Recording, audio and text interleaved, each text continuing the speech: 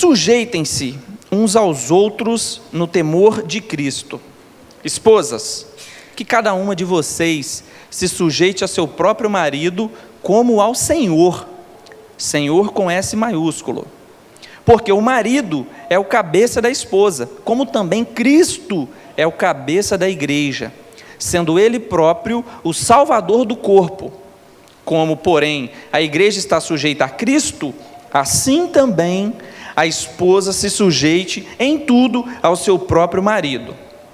Maridos, que cada um de vocês ame a sua esposa, como também Cristo amou a igreja, e se entregou por ela, para que a santificasse, tendo-a purificado por meio da lavagem da água pela palavra, para apresentar a si mesmo como igreja gloriosa, sem mancha, sem ruga, nem coisa semelhante, porém santa e sem defeito.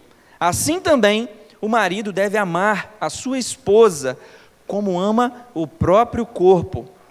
Quem ama a esposa, ama a si mesmo, porque ninguém jamais odiou o seu próprio corpo.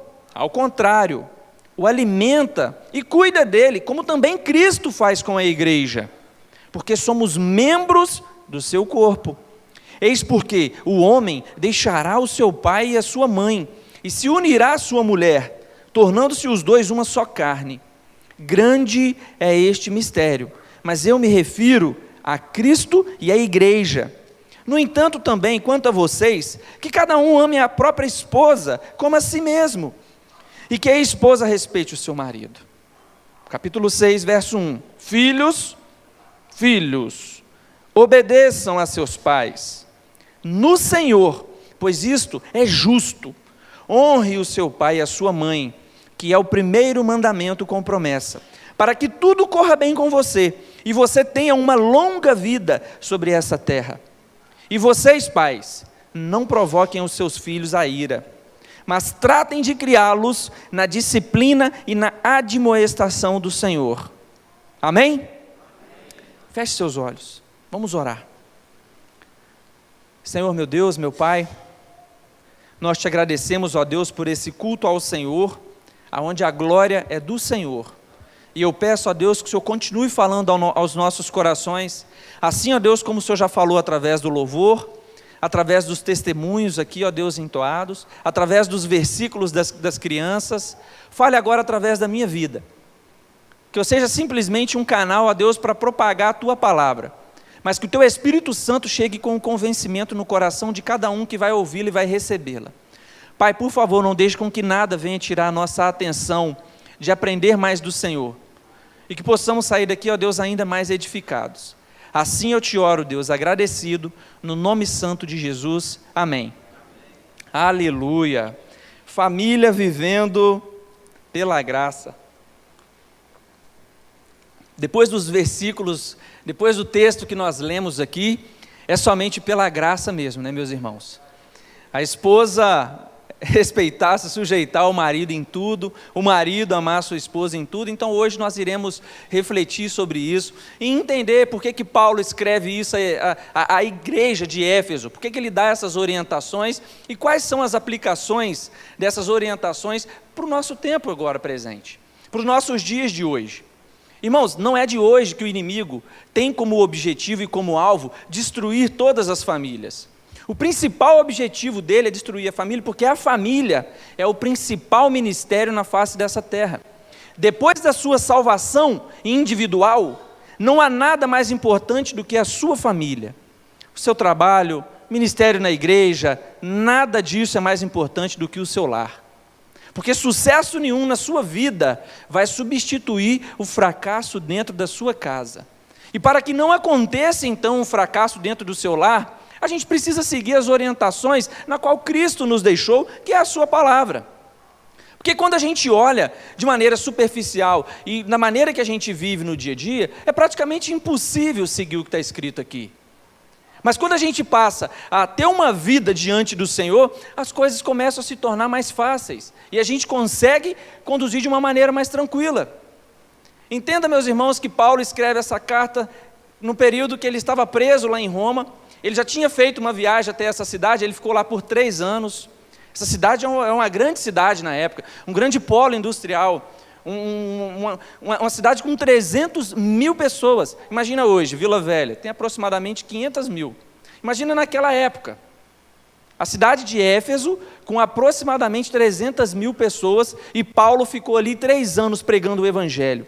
Então Paulo ele ficou muito conhecido nessa cidade. Essa carta ela é escrita com o objetivo de orientar a igreja e aplicar também nos nossos dias. Mas como nós devemos aplicar? Pegando do capítulo 6, do verso 1 em diante, e depois nós vamos para o capítulo 5, do verso 21 em diante.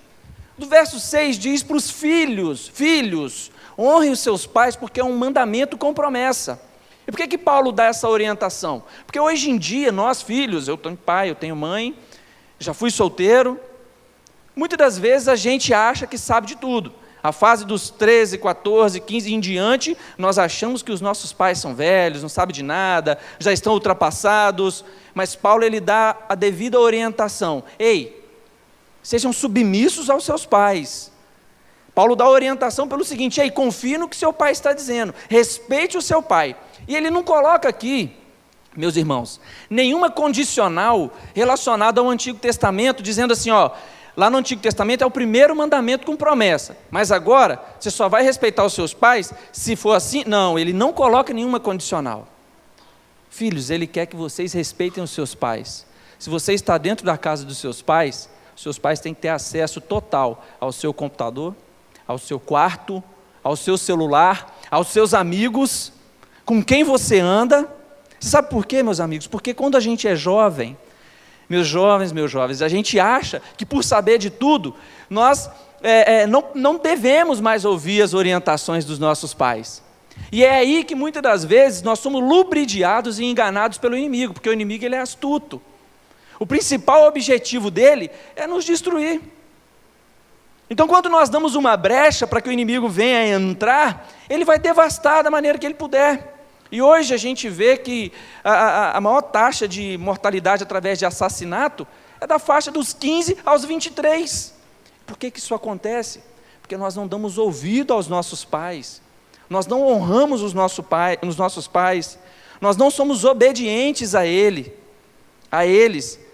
Eu me recordo de que, quando eu era jovem, por diversas orientações que minha mãe me dava, e eu nunca fui muito de ouvir ela, e as coisas sempre foram muito difíceis para mim, porque eu entrava no emprego, saía, eu nunca firmava em um emprego, era servente pedreiro, era auxiliar de obra, depois era numa serraria, era numa farmácia, vários lugares eu passei, só que todos esses lugares eu não aguentava parar ali, eu achava que aquilo ali não ia dar conta, e que depois eu ia sair, até que em um determinado momento eu vou para a vida real. Então eu chego na vida real e eu vejo que as coisas não são assim. Fui morar em São Paulo, chegando lá numa empresa muito boa, tive um impasse. Liguei para minha mãe: olha, eu estou com um problema aqui e eu vou sair da empresa, vamos embora. Minha mãe, de maneira muito tranquila, falou assim: tudo bem, meu filho, pode sair, eu já estou arrumando um serviço de servente pedreiro para você aqui. Não que não seja digno, mas ela estava me mostrando ali que se eu abrisse mão do que eu estava tendo lá, com oportunidade de crescimento e tudo mais, eu não teria no interior, porque eu vim de Ibatiba, uma cidade do interior que a opção que você tem ali ou é a panha de café, que vai começar agora, inclusive no mês de maio, ou é supermercado ou servente pedreiro. Então são essas 3 opções. Não que não seja digno, meu pai era pedreiro, meus tios são pedreiros, então é um trabalho digno, mas os nossos pais sempre querem o melhor para nós. Então, jovem, ouça mais a orientação dos seus pais, compartilhe com seus pais quem são os seus amigos, compartilhe com seus pais quem estão, o que está sendo dito na escola, o que está sendo ensinado. Sabe aquilo que você faz escondido, aquilo que você faz no secreto, e acha que seu pai não sabe? O nosso Pai Celestial, Ele está sabendo de tudo. E não é porque nós somos jovens que nós estamos isentos da responsabilidade e das consequências dos atos que nós temos. E isso daí jamais vai acontecer, porque nós somos responsáveis sim. Então, se você está plantando algo de ruim, tenha certeza que você vai colher algo de ruim. E Paulo nos orienta a honrar os nossos pais. Honrar principalmente quando não estiver na presença dele. Abrindo mão das coisas que o mundo nos oferece, drogas, vícios, pornografia, abrindo mão de tudo isso para poder de fato estar sendo orientado pelos pais. Eu sei que muitas das vezes acontece, meus amados, situações onde os pais não estão na igreja, onde os pais não estão e os pais são levados à igreja através dos filhos, né? E aí nós sabemos que isso daí são exceções, onde Paulo diz, obedeçam seus pais no Senhor. Então a única ressalva que Paulo coloca aqui, no verso 1 se seus pais não estiverem no Senhor, calma meu filho, não é assim. Então se seu pai estiver te orientando algo de errado, aí sim é uma ressalva que tem. E o Espírito Santo do Senhor, ele traz ao seu coração. Ele confirma no seu coração qual é o propósito que ele tem para você, jovem. E jovens, não pensem vocês que a vida adulta é algo ruim. Mas a vida adulta é uma vida justa, muito mais do que quando nós somos jovens, adolescentes. Por quê? Hoje em dia, eu sou responsabilizado por todos os meus atos. Não é como quando eu estudava, que eu fazia uma bagunça e eles chamavam minha mãe, para minha mãe ter que prestar conta. Hoje não. O que eu faço, eu sou responsável por isso. Por mim, pela minha casa, e não pensem vocês que vai demorar a chegar. Eu tenho 30 anos. Parece que tem mais, mas eu tenho 30. Então, não pensem que vai demorar. Esses dias aí eu tinha 15, 16, e já parecia que tinha 21 pela fisionomia, porque a época de servente pedreiro lá acaba com a fisionomia da gente mesmo, então é assim mesmo, tá? Então, filhos, tenham mais amor e investimento de tempo nos seus pais, sabe? Para que você tenha uma vida melhor nessa terra. Olha o que Paulo está trazendo de entendimento para nós, através do mandamento com promessa, que é o primeiro. Honre seus pais, honre sua mãe. É o primeiro mandamento com promessa, para que tudo corra bem com você, e você tenha uma longa vida sobre a terra. E consequentemente, foi o que eu disse, para os pais não tentarem os seus filhos, né? Não causar ira, não ficar ali fazendo raiva, não ficar atrapalhando, porque nós sabemos que isso também acontece, meus amados. E para que um filho possa viver de acordo com isso, é somente pela graça do Senhor. E quando nós trazemos então o próximo passo, que a gente acabou de ver resumidamente, a orientação dos filhos para com os pais, nós vamos ver então a orientação de Paulo, da esposa para com o marido. O mais interessante, meus irmãos, é que quando nós vamos ler as orientações do verso 21 até o verso 33, são 12 versículos. Dos 12, 3 é de orientação para a mulher. E os outros 9 é de orientação para os homens. E aí, por que será, né, que isso daí acontece? Será que as mulheres de antigamente era diferente, ou como as de hoje? Porque se a gente for parar para refletir, minhas irmãs, a mulher, ela não precisa muito do homem para poder viver. A mulher, ela não depende muito do homem, não. Se a mulher é casada com um homem, tem filho e acontece do marido falecer alguma coisa, rapaz, a mulher vai para o mercado de trabalho, trabalha, cuida dos filhos e dá conta. Não que o homem não faça isso, que nós temos exemplos também, né, Samuel? Mas a maioria das vezes é a mulher que consegue desembolar tudo. Agora o homem não. Se a mulher fica doente uma semana, o homem entra em desespero. O homem não sabe direito lavar uma roupa, o homem não sabe cozinhar. E por que eu falo isso?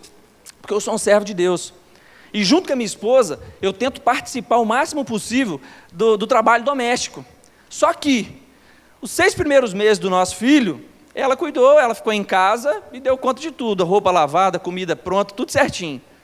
Meus irmãos, depois de 6 meses, ela foi para o mercado de trabalho e quem ficou com o neném foi eu. Então, aqui ela chegava do trabalho 6h30, 7 da noite, eu já no telefone, chega logo, eu não estou aguentando mais.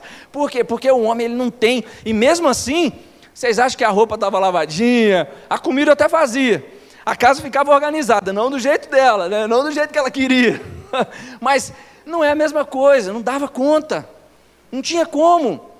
Só que Paulo ele não quer aqui, em hipótese alguma, diminuir a mulher, ele foi inspirado por Deus. Paulo foi só um instrumento para escrever essa carta, mas ela foi totalmente inspirada pelo Espírito Santo de Deus. Então isso aqui é direcionamento de Deus para as nossas vidas. Então, por mais que a mulher tenha essa habilidade, eu sei que é difícil no tempo presente a gente ouvir falar assim: mas como é que eu vou me submeter ao meu marido em tudo? Paulo, ele destaca aqui também que no Senhor, se seu marido for um servo de Deus. Agora, se seu marido estiver te oprimindo, se seu marido tiver, e não é só, e não é nenhum tipo de opressão ou somente agressão, não, opressão psicológica, que muitas das vezes acontece. Você tem que chamar aqui o nosso pastor e conversar, e se for muito grave, ir na polícia, porque isso não pode acontecer, meus irmãos. Nós somos servos de Deus, a gente precisa desconstruir um tipo de atitude que o mundo veio construindo ao longo do tempo, e que no tempo presente o Senhor nos chamou aqui agora para poder refletir sobre isso.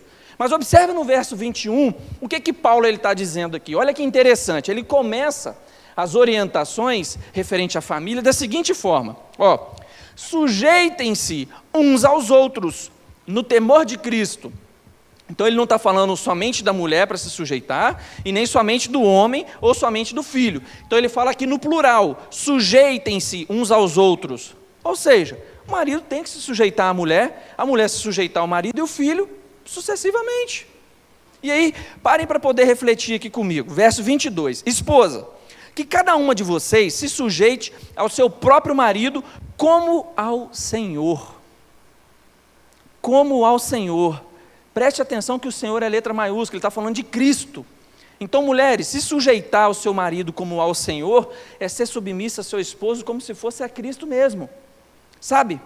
A última palavra é dele, igual lá em casa.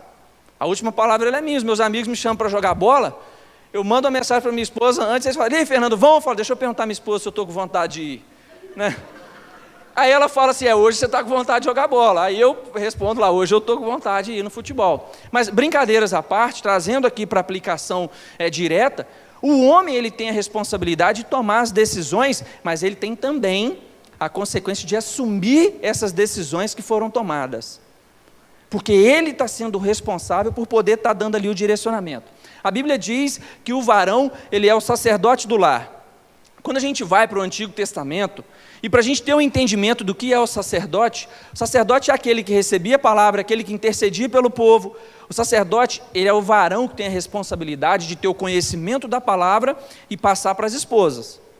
Quando Paulo está instruindo, e aí as mulheres chegam pedindo a orientação, quando Cristo está instruindo, Cristo é uma exceção das exceções, porque ele quebrou qualquer tipo de paradigma. E aí o que Paulo diz? Olha, você vai até o seu marido, pede para ele vir aqui aprender, e ele vai te ensinar. Qual o objetivo disso? O objetivo é das mulheres incentivarem os maridos a estar na igreja. Eu estava pesquisando aqui uma coisa muito interessante, você pode olhar ao seu redor. A maioria das pessoas que estão aqui hoje nessa igreja são mulheres. Isso daí não é uma exceção só da Igreja Batista de Guaranhuns. A maioria das igrejas do nosso país, ela é composta pelas mulheres. Porque o homem, ele tem em si só a dificuldade de estar congregando. O homem, pelo meio que ele vive, é um meio muito desafiador. Não que a mulher não seja, mas sempre que está no futebol, eu comecei a jogar um futebol mesmo terça-feira. Terminou o futebol, eu jogo com os ímpios. É cerveja, é churrascado, e quando você está ali, é falado coisas que não provém do Senhor. E aí eu moro em frente, minha esposa fica da sacada assim, dá para ver certinho, em frente. O que acontece? Termina o futebol, e aí, Fernando, você vai ficar: não, eu tenho que ir embora, porque é do meu filho, e eu sempre vou para casa, eu desvio e vou embora. São raros os futebols que tem, como que a gente tinha aqui na segunda-feira, né, Aaron? Que era praticamente por toda a igreja, eram os irmãos aqui da igreja, e mesmo assim ainda tinha às vezes uns atritos, pequenos, mas tinha, né? E aí, Paulo ele dá orientação para as mulheres, e ele não está dizendo isso aqui, mas eu começo a presumir o seguinte: quando fala para o marido instruir, é para estimular o marido a estar na igreja. Então, varões, vem aqui na segunda-feira participar da oração às 8 horas, é bênção pura. Deus tem feito maravilhas aqui no nosso meio. Eu posso, de todos que aqui estão, que vêm na segunda-feira, eu posso convidar para poder vir falar aqui, que vai falar com o coração cheio. Mas não vem porque o Fernando vai estar aqui, não. Vem porque o Espírito Santo de Deus está operando no nosso meio. A primeira segunda-feira vai ser difícil, porque você vai vir meio desanimado. A segunda você já vai vir melhorzinho um pouquinho. Da terceira em diante, meu irmão, é só bênção. E aí, quando você vier, para você não vir sozinho, você traz sua esposa também, que para mulher tem, é 8 horas, mesmo horário aqui na igreja. Então, vocês vão vir em casal. Olha que bênção. Então a mulher está dizendo, esposa, que cada um, o Senhor está dizendo, esposa, que cada uma de vocês se sujeite ao seu próprio marido como ao Senhor, que é respeitando, que é honrando. Se o marido dá a última palavra, servo de Deus, não tem que entrar em discussão, em questão de briga, claro que você vai botar o seu ponto de vista, assim como acontece, assim como deve acontecer. Verso 23, porque o marido ele é o cabeça da esposa, como também Cristo é o cabeça da igreja, sendo Ele próprio o Salvador do corpo. Então, isso aqui é uma metáfora utilizada, tá? Não está dizendo que marido é o cabeça, porque é ele que pensa, porque na maioria das vezes quem pensa são as mulheres, né? Isso é uma verdade, né? Mas é uma metáfora utilizada de que, se Cristo é o cabeça da igreja, e a gente tenta agradar a Cristo de todas as formas, porque qual é o principal objetivo de estarmos aqui essa noite? Cultuar o Senhor como oferta de gratidão. A gente veio aqui para agradar a Cristo, e a gente tem aquele ensinamento errado, que foi implantado muitas das vezes, eu vou na igreja para receber uma bênção. A bênção é já estar aqui adorando ao Senhor. Se você quer uma cura, se você quer, isso pode acontecer, porque o Deus que a gente serve é o Deus do sobrenatural, mas isso é a consequência da nossa adoração. Isso não é o alvo da nossa adoração. Hoje de manhã nós aprendemos que o alvo da nossa adoração é Cristo. E quando nós lançamos a nossa adoração a Cristo, a graça dele nos alcança, e se for da vontade dele, ele atende o nosso pedido. Verso 24, como porém a igreja está sujeita a Cristo, assim também a esposa se sujeita em quê? Em tudo ao seu próprio marido. Aí piorou ainda mais, né? Ou melhorou. Em tudo ao seu próprio marido. Então, Fernando, eu vou me sujeitar ao meu marido só em determinadas situações. Não, é em tudo, minhas irmãs. Quando chegar lá no céu, a gente pode bater um papo com Paulo, e junto com o Espírito Santo, para perguntar, olha só, qual que foi a intenção disso daqui? E ele vai dizer, a intenção é que você realmente seja submisso ao seu esposo. Porque lá no Éden, quem pegou o fruto foi você. Então, além das dores de parto, por mais que você seja capaz de viver sozinha, cuidar dos filhos sozinha, dar conta de tudo sozinha, você ainda vai ser submissa ao seu marido. Mesmo você tendo condição de ser a cabeça em tudo, mas você vai ser submissa a ele. Isso daí foi o que aconteceu lá no Éden, e nós estamos hoje vivendo o reflexo disso. Verso 25 agora. Então, mulheres, ficou claro que a submissão em tudo, como se fosse ao Senhor, é com o objetivo de agradar o seu marido. Faz uma janta para o cara. Eu gosto de janta. Minha esposa, ela nem todo dia ela faz, mas quando ela faz, ela sabe que eu fico feliz. Entendeu? Então, faz uma janta para ele. Um café da manhã.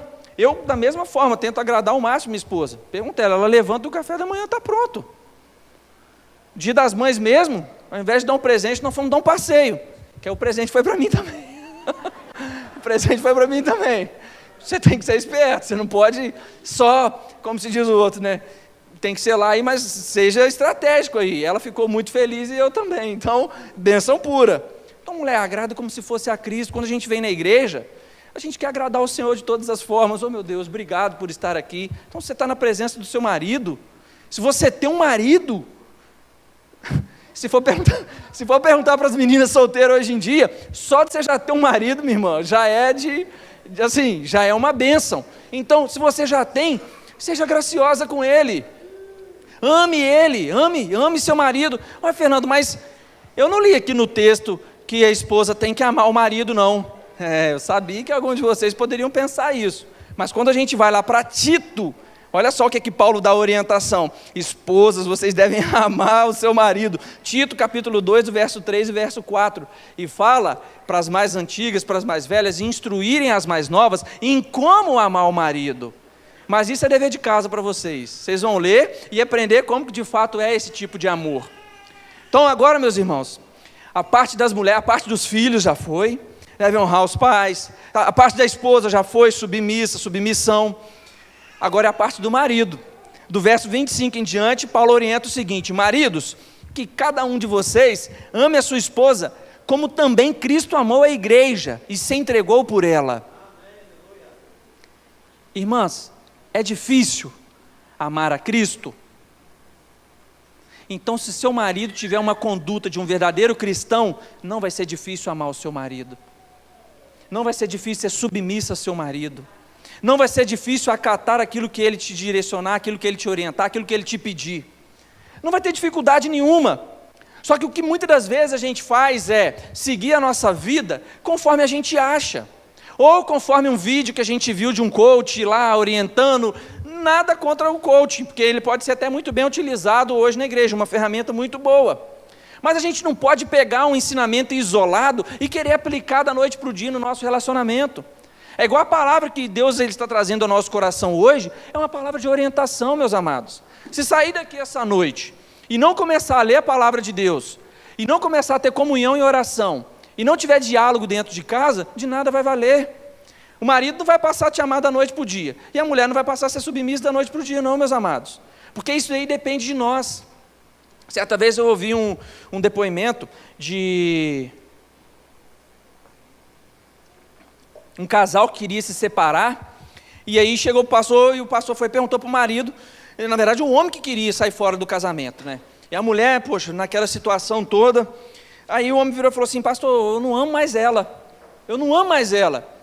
Aí ele falou assim, então beleza, você vai aprender a amar. Simples assim. Total liberdade. Adão, você é casado há quanto tempo? Conhece sua esposa há quanto tempo? 30... estou complicando ele, rapaz, não era para ter feito isso. Conhece há quanto tempo? Se conhece há quanto tempo, Terezinha? 40. Antes disso, você amava ela? Você não conhecia, aprendeu a amar ao longo do tempo, meus irmãos. O amor é algo que se aprende, a paixão não. A paixão é algo que explode, e aí você endoida, você fica cego, você já não vê mais nada, e isso é perigoso. Agora o amor não, o amor se constrói ao longo do tempo. E não há nada melhor do que amar uma mulher virtuosa, uma mulher que está todos os dias em oração, uma mulher que te convida a ler a palavra de Deus, uma mulher que te convida a fazer um propósito, um marido que te instrui à luz da palavra. Quando você, mulher, está lendo a Bíblia e tem dúvida, vai no seu marido. Imagina o seu esposo poder te orientar.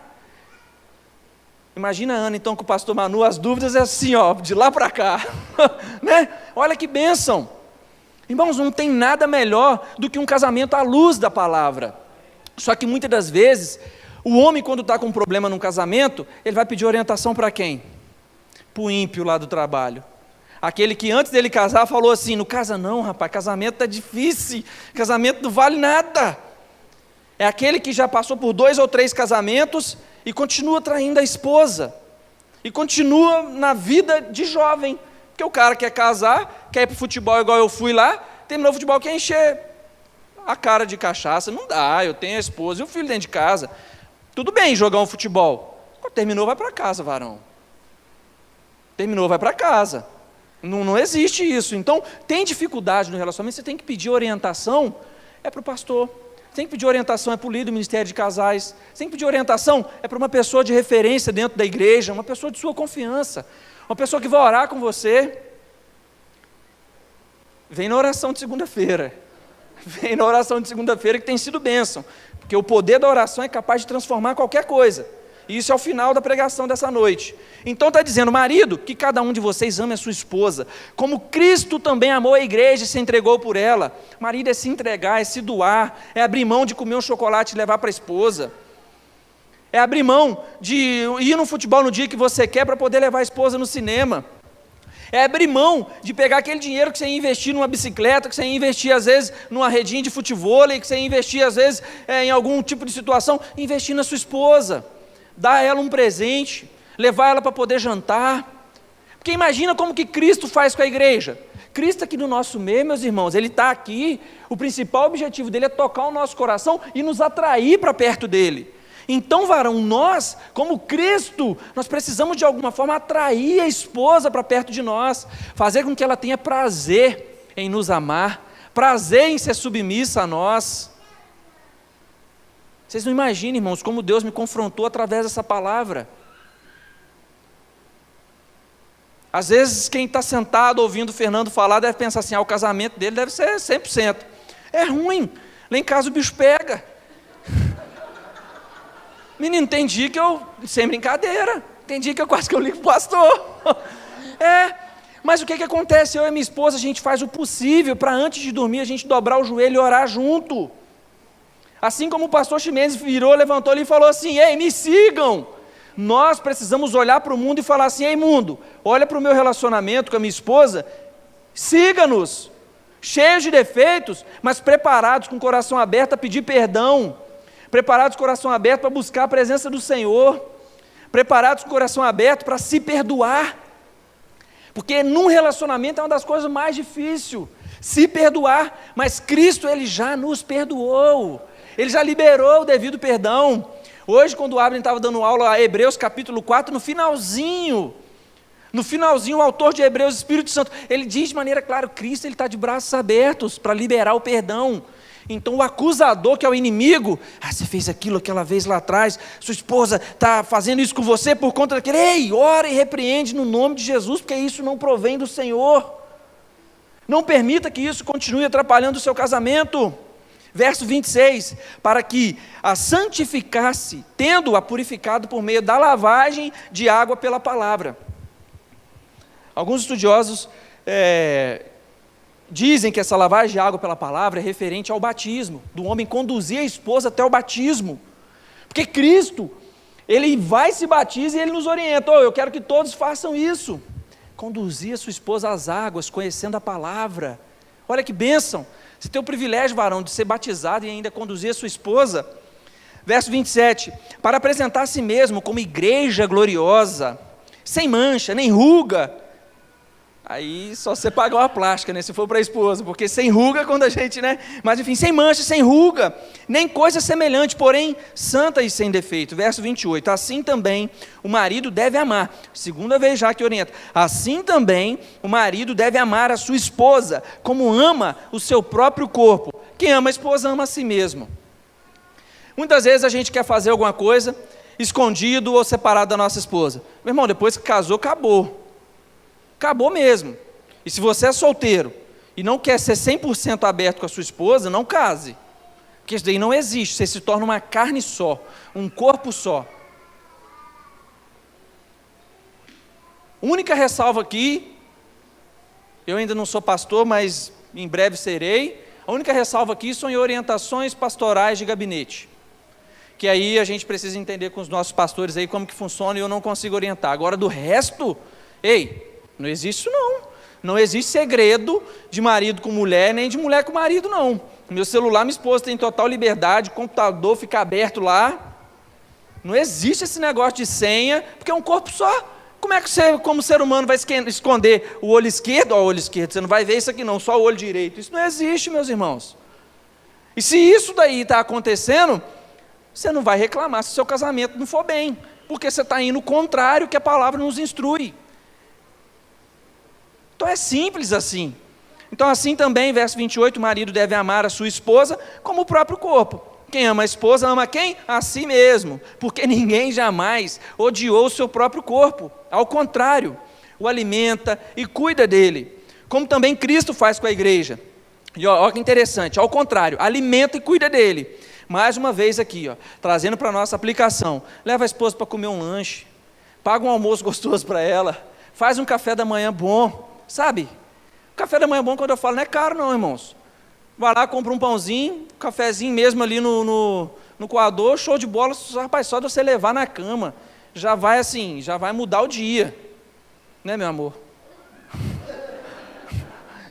já deixa o dia muito melhor. Então assim, são coisas simples, que fazem a diferença no nosso dia a dia. Só que com o passar do tempo, o que acontece? A gente acha que isso é bobeira. A gente acha que isso daí não faz a diferença. A gente acha que só de estar trabalhando o dia inteiro, arduamente, de 6 da manhã à meia-noite, e colocando dinheiro dentro de casa, isso é o suficiente. Irmãos, isso não existe não. Isso daí, na verdade, é o mínimo que nós podemos fazer. Isso é o mínimo. É o mínimo. E aí, o que a gente precisa fazer para ter um casamento saudável? É alimentar, é cuidar dela. Comprar um perfume cheiroso, sabe aquele perfume cheiroso que você quer sentir no pescoço da sua esposa? Compre e dá de presente. Porque quem que vai fazer isso? É você, varão. É você que vai estar fazendo isso. Verso 30, porque somos membros, verso 28, porque ninguém jamais odiou, verso 29, verso 30, porque somos membros do seu corpo. Aí o verso 31 é confrontador. Eis porque o homem deixará o seu pai e a sua mãe e se unirá à sua mulher, tornando-se os dois uma só carne. Por que Paulo, mais uma vez, vai refletir aqui, Gênesis capítulo 2? Muitas das vezes o homem sai de casa e acha que ainda está morando dentro da casa da mãe. Abre o olho. Casou, você tem que respeitar sua mãe, continuar amando, mas sua família é você e sua esposa. Sua família, sua mãe e seu pai, eles são parentes. Família é você e sua esposa. Ah, mas minha mãe que me criou, tudo bem. Mas ela agora é seu parente. Sua família é você e sua esposa. Então você deixou. E o homem normalmente tem dificuldade de cortar o cordão umbilical, trazendo dificuldade no relacionamento. E quem não casou ainda, olha só, isso aqui é muito interessante. Jamais, princesa do Senhor, case com um homem que não se dê bem com a sua família. E jamais, varão valoroso, case com alguém, com uma mulher, que não vai se dar bem com a sua mãe ou com seu pai. Isso não existe. Você quer resposta? Ah, eu estou namorando, eu quero a resposta de Deus. Se seu marido, se seu namorado está falando mal da sua família, a resposta já está aqui agora, larga. Porque não vai fluir. Não vai. Ah, depois que casar melhora. Depois que casar piora. Depois que casar piora, porque já não tem mais jeito. E mulher, varão, se você olha aquela menina que já, que sua mãe não sei o quê, opa, ali mesmo você já pode cortar, porque não vai dar certo. Você sabe por quê? Porque a mãe dela vai se tornar sua mãe, o pai dela vai se tornar seu pai, os irmãos dela vão se tornar seus irmãos. É assim. Dia das mães você vai passar um com a sua mãe e um com o seu pai, um com a sua mãe e um com a mãe dela. É assim. Natal é um com a sua família e um com a outra família, quando der. Por quê? A família agora é você e a sua esposa. Então, pense bem na decisão que você vai tomar, porque Paulo, quando ele escreve aos Coríntios, ele diz o seguinte: você está solteiro? Não case. Não case. Agora, se você quer casar, tudo bem, mas a resposta está aqui. Aí em Efésios ele dá as orientações. Qual a postura do varão? Camarada firmeza, o cara trabalhador, que lê a palavra de Deus, que busca estar meditando. Verso 32, grande é este mistério, mas eu me refiro a Cristo e à igreja. No entanto, também, quanto a vocês, que cada um ame a própria esposa como a si mesmo, e que a esposa respeite o seu marido. Nós já estamos chegando na fase final, irmãos. E aí, para e pensa aqui comigo. No início, quando eu estava falando que a mulher, ela precisa ser submissa ao marido em tudo, é difícil no início da gente poder entender isso e aplicar nas nossas vidas. Porque como que eu vou ser submissa ao meu marido em tudo? Se meu marido vai jogar bola 7 horas e chega em casa meia-noite. Mas quando a gente vê qual é a postura que o marido precisa ter, à luz da palavra, fica fácil, não fica, mulheres? E maridos, ter uma esposa submissa, quando você é um varão valoroso, não tem nada mais precioso do que isso. Não tem nada melhor do que quando os dois caminham juntos. E como caminhar junto de uma maneira tão saudável assim? Meditando na palavra. Salmo 119, parte B do verso 9. Como permanecer firme na presença do Senhor? Então, conjecturando. Como manter firme um casamento? Como manter um casamento próspero? Um casamento feliz? Aí lá em Salmo 119, verso B, vai e reflete. Meditando na sua palavra todos os dias. Orando. Investindo tempo precioso ao Senhor, através da meditação da palavra e oração. E eu, Fernando, eu sou muito lúcido, eu sei que a dificuldade hoje de um casal sentar, abrir a Bíblia e ler junto é muito difícil, irmãos. Parece algo muito simples, separar 15 minutos por dia, é desafiador, mas Cristo nos chamou para coisas desafiadoras, Ele vai nos capacitar. E se o seu casamento está à beira de um colapso, creia hoje que Cristo pode restaurar. Cristo te trouxe aqui para te trazer a clareza que através da oração e através da sua atitude, Ele pode transformar o seu casamento. Ele pode transformar a sua família. Se seu filho está andando longe dos caminhos do Senhor, não causa ira nele não. Não começa a ficar só apontando não. Se torne amigo do seu filho. Se torne amigo dele. E começa a ler a palavra junto com ele. Meu filho, posso ler uma palavra com você? Primeiro dia ele vai falar que não. Segundo dia ele vai falar que não. Mas através da oração, o Espírito Santo de Deus vai tocar aquela vida. Assim como um dia o Espírito Santo de Deus me resgatou do lamaçal de pecado. Eu prego isso com total convicção, porque foi o que transformou o Fernando. Se eu estou aqui, eu sou hoje reflexo de oração de 15 anos atrás. Então a oração, mãe, de hoje, pai, ela vai refletir na vida do seu filho lá na frente. Se vocês olham com bons olhos uma criança, um jovem que está na igreja, falar, eu queria que meu filho fosse assim, ore por ele, venha na segunda-feira, faça um propósito, invista um tempo precioso de aprendizado da palavra em casa. Mas muitas das vezes o que a gente quer? A gente quer a bênção, a gente quer que Deus ele faça assim, ó, um milagre, e o menino fica bom da noite para o dia, sem nenhuma ação nossa. Mas Cristo nos traz hoje aqui o entendimento de que nós famílias, nós somos conduzidos pela graça do Senhor, nós somos conduzidos, nós estamos debaixo da graça dEle, Ele está com os braços abertos para poder nos abençoar, só que nós precisamos ir em busca dessa bênção, nós precisamos orar, nós precisamos jejuar, nós precisamos ler a palavra do Senhor, nós precisamos ter um culto no lar, e não atribuir essa responsabilidade somente à igreja. A igreja é a consequência do que nós vivemos em casa. Nós somos aqui o reflexo do que nós somos em casa. E não pense você, que aqui você está escondendo quem você é, porque para mim faz diferença nenhuma, porque eu não posso te levar nem para o inferno nem para o céu. Agora, aquele que conhece o seu coração, ele sabe exatamente quem é você aqui e quem é você na sua casa. Mas eu não estou aqui para apontar o seu defeito e trazer a lucidez do seu pensamento, o seu pecado, não. Eu estou aqui para dizer que há esperança.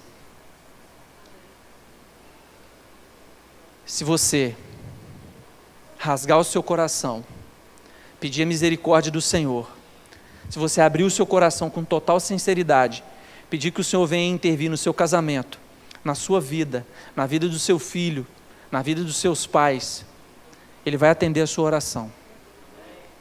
Porque Deus não rejeita a oração. Quem louvou isso aqui essa noite? Deus não rejeita a oração de um coração contrito e quebrantado. Davi, um grande nome da Bíblia, uma grande referência, casado, rei, o povo começa a guerrear, a guerra acontecendo, igual lá na Ucrânia, o bicho pegando, o que Davi faz? Fica em casa dormindo. Dá meio-dia, ele levanta, olha da janela, ele vê o que não devia, Batseba, o olho dele, pum, cresce, pega Batseba, trai, ali é gerada uma criança, ele pega o marido dela, bota na frente da guerra e mata o marido dela, achou que ninguém ia saber, achou que ninguém ia ficar sabendo de nada, até que o profeta chega, Davi, o que você acha do homem que tem várias ovelhas, e no dia que ele vai festejar, ele pega a única ovelha ali, calma meu filho, papai está acabando, e só tem uma ovelha, pega aquela ovelha, mata ela para poder se alimentar, esse cara merece a morte, pois é Davi, eu estou falando de você, você poderia escolher qualquer mulher, mas você foi pegar lá a mulher do seu general, engravidou ela, e agora você vai ser responsabilizado pelo seu ato. Ele então traz aquela mulher para ser sua mulher, porque o marido dela morreu, a criança nasce, só que nasce doente. Davi vai para o quarto e começa a orar, a criança quase morta, nasceu quase morta. Davi começa a orar, começa a clamar, ele não come, ele vai em profunda tristeza, em oração, pedindo ao Senhor perdão e pedindo para restaurar a vida daquela criança. Depois de 7 dias de oração, a criança morre, Davi estava orando, não sabia, as pessoas chegam, como é que nós vamos falar isso para Davi, se quando a criança estava doente, ele já estava desse jeito, imagina se nós falar que morreu, e ele escuta aquele burburinho, ele chega, o que aconteceu? A criança morreu, né? Ele rasga as vestes, ele levanta a cabeça, ele encara todo aquele problema que ele tinha, se posiciona, assume a responsabilidade do erro que ele cometeu e tem uma postura completamente diferente, e Deus perdoa o pecado dele. Então, varão, então, varoa, se você cometeu algum pecado que está interferindo na sua família, rasga as suas vestes, clama pela misericórdia do Senhor, porque Ele está aqui hoje para te perdoar. Ele está aqui hoje para restaurar o seu casamento. Ele está aqui hoje para restaurar a sua família. Filho, se você tem sentido um vazio dentro de você, mesmo tendo seus pais dentro de casa, mesmo tendo o alimento dentro de casa, se nada te preenche, o que te falta é Cristo. E Ele te trouxe aqui nessa noite para te dizer que lugar nenhum aí fora vai preencher um vazio que somente na casa dele será preenchido, através da presença do Espírito Santo.